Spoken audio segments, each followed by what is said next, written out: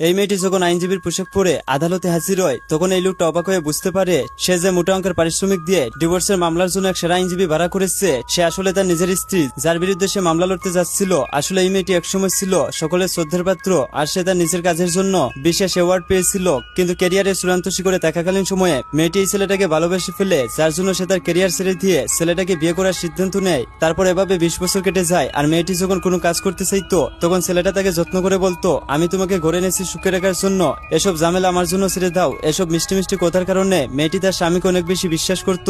কিন্তু মেয়েটি জানতো না তার স্বামী তার থেকে গোপন করে অফিসে একটি মেয়ের সাথে সম্পর্ক তৈরি করেছে, আর সে অফিসে সবসময় মেয়েটির সাথে সময় কাটাতো। আর সে ভাবতো তার চালাকি কেউ ধরতে পারবে না। কিন্তু একদিন বাড়িতে সময় কাটানোর জন্য তার স্ত্রী একটি লাইভ স্ট্রিম চালু করেন, যেখানে তিনি দর্শকদের আইনি পরামর্শ দিচ্ছিলেন। কিন্তু হঠাৎ এক দর্শকের সাথে র্যান্ডমলি কল সংযুক্ত হয়ে যায়, আর লোকটার কণ্ঠ শুনে মেয়েটি বুঝতে পারে এটা তো তার নিজের স্বামীর কণ্ঠ। কিন্তু তখন ওই কলের অপর প্রান্ত থেকে লোকটা বলে, আমার জীবনের সবচেয়ে বড় ভুল, আমি এক প্রতারকের সঙ্গে বিয়ে করেছি, আপনি কি আমাকে এ বিষয়ে সাহায্য করতে পারবেন? তখন মেয়েটি হতবাক হয়ে জিজ্ঞাসা করে, আপনার স্ত্রী আপনার সাথে কি করেছে? তখন লোকটা বলে, বিয়ের আগে ভেবেছিলাম সে ঘরের কাজ জানে, কিন্তু সে কাজের কাজ কিছুই জানে না, আর কোনো টাকা পয়সা উপার্জন করতে পারে না, তাই আমি তার সাথে আর থাকতে চাই না। এসব কথা শুনে মেয়েটির বুক ছিন্নভিন্ন হয়ে যায়। তখন মেয়েটির মনে পড়ে একটা সময় তার স্বামী থেকে অনেক বেশি ভালোবাসতো, আর মেয়েটি তার স্বামীর জন্য তার নিজের ক্যারিয়ার বিসর্জন দিয়েছিল। পরের বার দেখার জন্য ভিডিওতে লাইক করো।